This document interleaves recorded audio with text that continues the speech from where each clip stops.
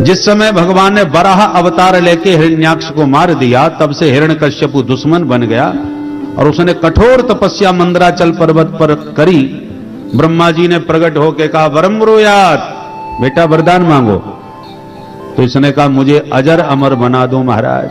ब्रह्मा जी बोले, अजर अमर तो हम ही नहीं बन पाए, तुम्हें कहां से बना दें, हमारी भी द्विपरार्ध की आयु निश्चित है, और कुछ मांगो।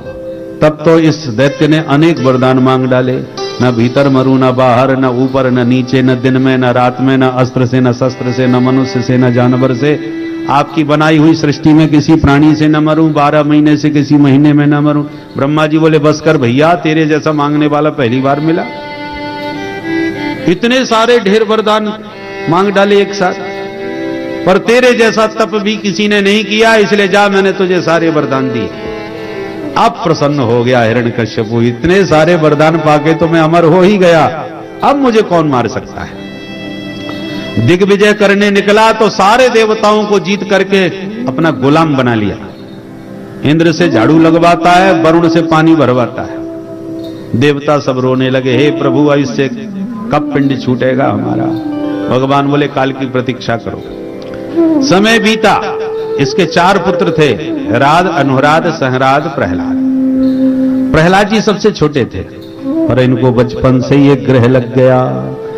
कृष्ण ग्रह ग्रहीतात्मा न वेद जगदीदृशम।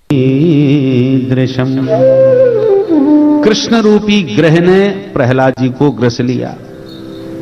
देखो भैया, इन नवग्रहों से तो सब लोग पीड़ित रहते हैं, पर नवग्रह ज्यादा परेशान करें तो हमारे पंडित जी महाराज ग्रह शांति करके इन ग्रहों को शांत कर देंगे। पर ये टेढ़ी टांग वाला जो 10वां ग्रह है, ये जल्दी किसी को लगता नहीं, किसी भाग्यशाली को ही लगता है। पर जिसको ये कृष्ण रूपी ग्रह ने ग्रस लिया, फिर वो परमानेंट लग जाता है, फिर छोड़ता नहीं है। चाहे जितनी ग्रह शांति करवा लो, ये ग्रह शांत होने वाला नहीं। सूरदासकारी कामर पे चढ़े न दूजो रंग। कृष्ण का मतलब काला, काला रंग किसी पर चढ़ जाए, पर काले रंग पर दूसरा रंग कामयाब नहीं होता। प्रहलाद जी बचपन से ही कृष्ण भक्ति में डूबे रहते थे। पढ़ने के लिए इनको गुरुकुल में भेजा गया। कौन से गुरुकुल में?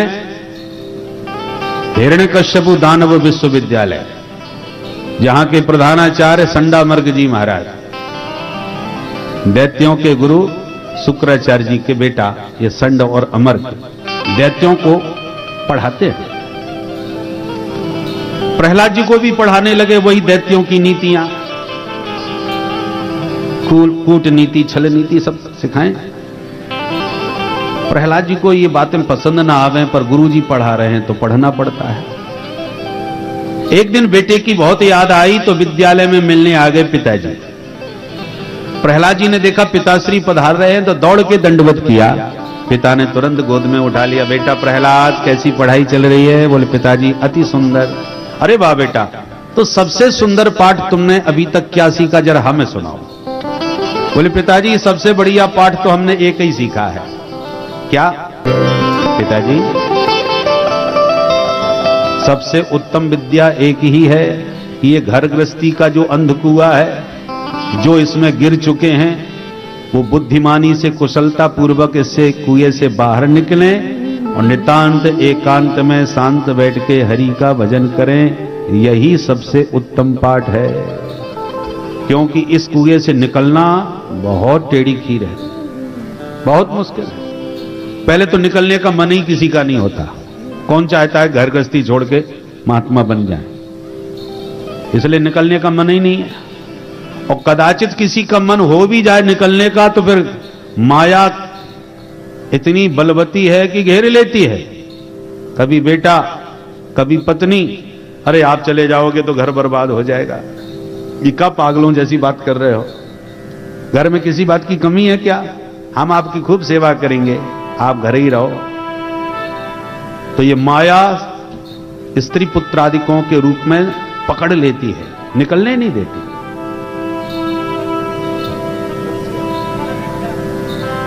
इसलिए बहुत मुश्किल है इस कुएं से निकलना।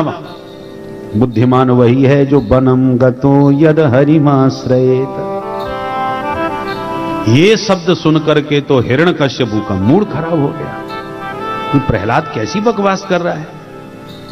क्रोध तो बड़ा भयंकर आया पुत्र पर, और मन को समझाया बच्चा है मेरा, इसकी बेचारे की क्या गलती, गलती तो उसकी है जो इसको पढ़ा रहे हैं, ये उल्टी सीधी बातें सिखा रहे हैं।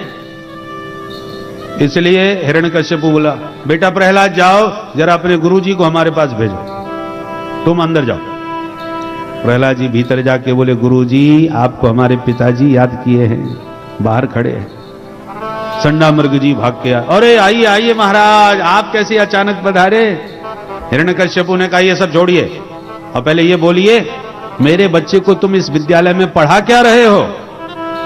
संडामर्ग जी बोले हम तो वही पढ़ा रहे हैं सरकार जो आप बताते हैं, हमारा तो सरकारी विद्यालय है, सरकार की कृपा से चल रहा है, सरकार जो कहते हैं हम तो वही पढ़ाते हैं। आपने कहा गामा ने गणेश पढ़ाना बंद करो, सांप्रदायिकता फैलने का डर है, हमने गणेश जी तुरंत हटा दिए और गामा ने गधा पढ़ाना चालू कर दिया। तो हमारा तो सरकारी विद्यालय है, सरकार की आज्ञा से ही चलता है सरकार। बोले झूठ बोलते हो हमसे, मेरा बेटा अभी मेरी गोद में कह के गया है कि वन में जाके हरि का भजन करो, यही विद्या का जार है, यही बकवास सिखा रहे हैं आप लोग विद्यालय में, शिक्षा का भगवाकरण कर रहे हैं पूरा। बोलो जय सिया राम। जय सिया राम। बहुत डांट लगाई, गुरुजी घबराए, हाथ जोड़ के बोले सरकार चाहे जिसकी सौगंध खवा लो हमसे, हमने तो अपने विद्यालय में ये बात आज तक किसी को नहीं सिखाई, आपका बेटा कहां से सीख गया कैसे सीख गया हमें नहीं मालूम, हमें तो ऐसा लगता है विपक्ष की चाल है महाराज, आपके विरोधियों ने आपके बेटे को समय पाकर के उल्टा सीधा भड़काया है, उकसाया है, यही सब उन लोगों ने सिखाया है, इसमें हम लोगों की गलती नहीं है। पर अब जो हुआ सो हुआ, आगे आपको कभी शिकायत का अवसर नहीं मिलेगा, ये आपको विश्वास दिलाते हैं हम। हिरण्यकश्यपु ने कहा कोई बात नहीं, पहली गलती है माफ करता हूं, दोबारा मेरे पुत्र ने बकवास ये करी तो तुम्हें जिंदा नहीं छोड़ूंगा, ऐसे धमकी दे करके चला गया। गुरुजी घबराए, अच्छा विद्यार्थी भर्ती किया, हमारे ही प्राण संकट में पड़ गए। भीतर जाके प्रहलाद जी को पहले तो डांटा, क्यों रे तू दैत्यों के चंदन जैसे बगीचे में तू बमूर कहां से पैदा हो गया। गुरुजी डांटने लगे प्रहलाद, दैत्य चंदन बने जातोयम कंटकद्रुमः, दैत्यों के चंदन वन में तू कांटे का पौधा पैदा हुआ है। प्रहलाद तेरी बुद्धि किसने खराब कर दी, ये कहां ऊटपटांग की बातें सीख ली। सुखदेव जी कहते हैं परीक्षित ये गुरुजी नहीं डांट रहे, मास्टर जी डांट रहे। सदीनो राज सेवक,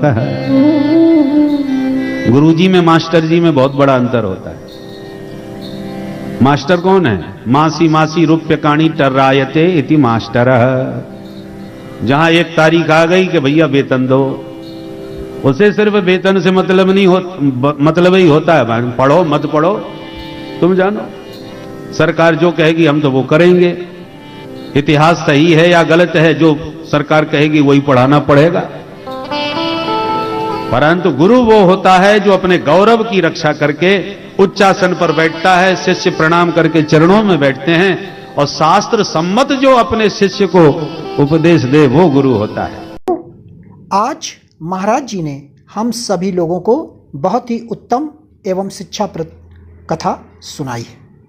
आशा करता हूँ यह शिक्षाप्रद उत्तम कथा आप लोगों को अवश्य पसंद आई होगी और हम सभी लोग इस कथा से कुछ ना कुछ शिक्षा ग्रहण करके अपने जीवन को सुखी एवं सामर्थ बनाने का प्रयास करेंगे। मित्रों, अगर यह वीडियो आप लोगों को पसंद आया हो तो इस वीडियो को लाइक करें और अधिक से अधिक लोगों को शेयर भी करें, जिससे कि और भी लोग इस कथा से कुछ ना कुछ शिक्षा ग्रहण करके अपने जीवन को सुखी बना सकें। मित्रों, अगर अभी तक आप लोगों ने हमारे चैनल को सब्सक्राइब नहीं किया है तो तुरंत सब्सक्राइब कर लें, जिससे आने वाले शिक्षाप्रद महाराज जी के वीडियोस आपको समय पर प्राप्त हो सकें और आप उसे सुनकर अपने जीवन को सुखी बना सकें। तो कल फिर किसी ना किसी शिक्षाप्रद महाराज जी के वीडियोस के साथ आप लोगों के समक्ष प्रस्तुत होंगे। तब तक के लिए राम राम।